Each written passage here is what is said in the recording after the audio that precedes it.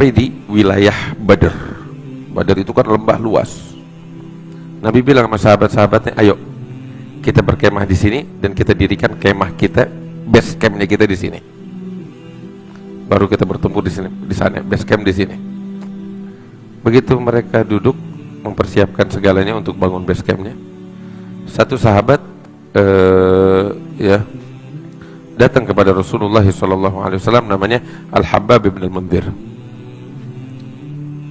Habbab bin Mundhir datang kepada Rasulullah SAW, bilang, ya Rasulullah, engkau memerintahkan kami untuk mendirikan base camp di sini atas wahyu dari Allah atau semata-mata inisiatif dari engkau sebagai bentuk taktik peperangan?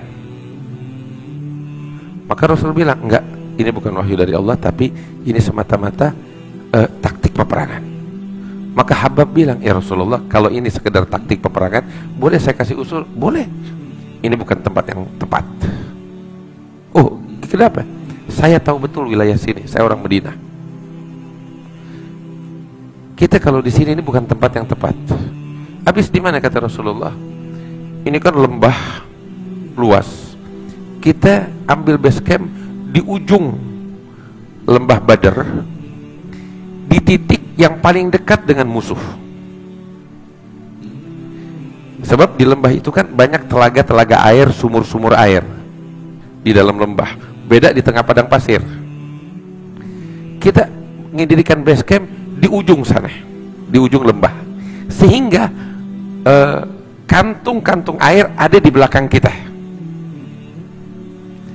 Sedangkan musuh, ya, mereka di padang pasir, belakang mereka nggak ada kantong air, nggak ada persediaan air. Di situ jadi kita, dari segi geografis kita udah menang.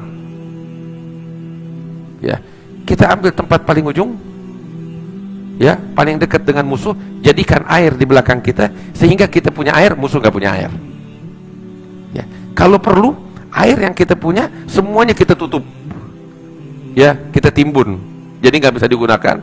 Cuman ada satu yang kita punya doang, sampai segitunya. Jadi musuh sama sekali nggak punya air. Itu tempat yang tepat.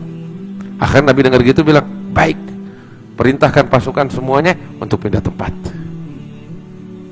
Tuh lihat, Rasulullah SAW, sekalipun beliau adalah Rasulullah, lihat, menerima masukan. Ya, menerima masukan. Ada Rasulullah. Terus datang orang kayak kita, ya, nganggap ucapannya paling benar. Ada Nabi menerima masukan. Akhirnya pindah ke sana. Begitu pindah di sana, dirikan base camp.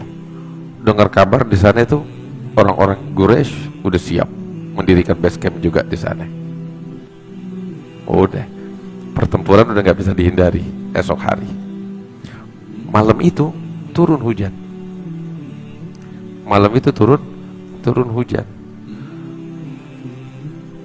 Itu pertamanya itu ketika pindah ke tempat yang disebut sama Habbab bin Mundhir, itu tanahnya kurang bagus. Tanahnya kurang bagus, nggak bisa mijak, ya. Beda sama tempatnya orang-orang kafir Quraisy, tanahnya bagus. Ya, sehingga syaitan tuh membisikkan mereka, tuh lihat, kalau ini Muhammad Nabi, kalian gak bakal di tempat ini. Ini tempat gak strategis, gak pas. Boleh jadi secara geografis ente menang air, tapi tanahnya pijakan gak bagus. Macem-macem dah dibisikkan sama syaitan. Tiba-tiba malam itu turun hujan. Wah, subhanallah, Allah turunkan hujan. Hujan yang turun di atasnya para sahabat itu, tempatnya para sahabat, tidak terlalu lebat. Beda halnya dengan hujan yang turun di tempatnya orang-orang kafir Quraisy, lebat.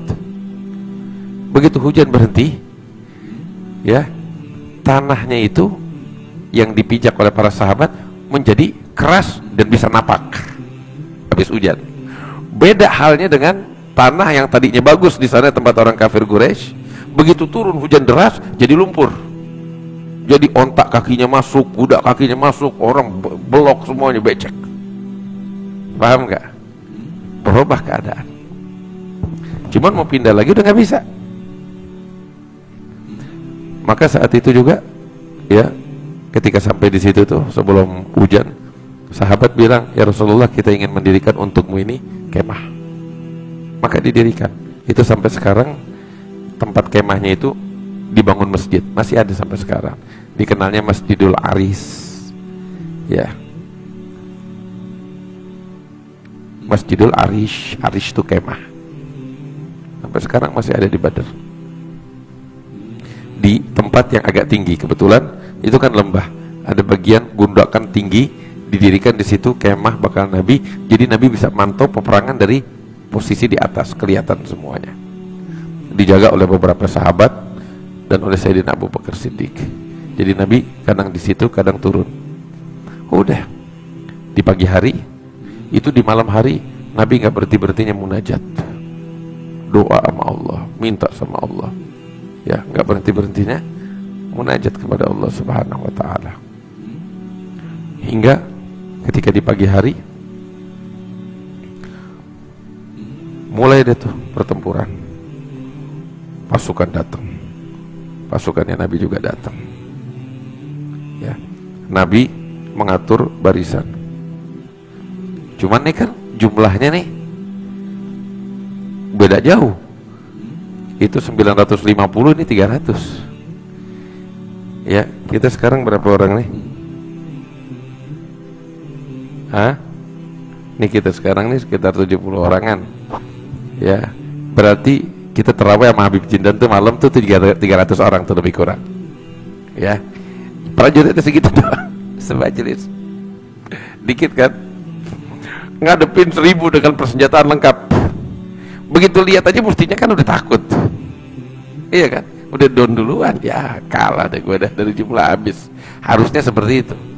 Nabi itu pernah waktu Sa'ad bin Mu'adz ngomong begitu, ya, ngasih khutbahnya itu Sa'ad bin Mu'adz, Nabi kasih kabar gembira. Nabi juga nanya, berapa jumlah kalian?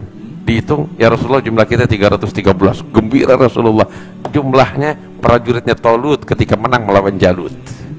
Mereka jumlahnya 313. Allah Ta'ala bilang di dalam Al-Quran bahwasanya kam min fi'atin qalilatin ghalabat fi'atan katsiratan bi'idznillah. Naam. Faqatala Dawudu Jaluta. Nah, Allah Ta'ala bilang, itu kan pasukannya Jalut 313. Pasukannya Talut. Pasukannya Jalut tahu berapa? 70.000.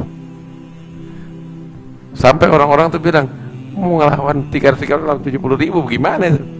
Maka dia bilang, kam min fi'atin qalilatin ghalabat fi'atan katsiratan. Berapa banyak jumlah sedikit mengalahkan jumlah yang banyak. Biiznillah, dengan izin dari Allah. Nabi waktu nanya, berapa jumlah kalian? 313. Kaget, senang. Ini jumlah yang sama dengan prajuritnya Talut 313. Udah.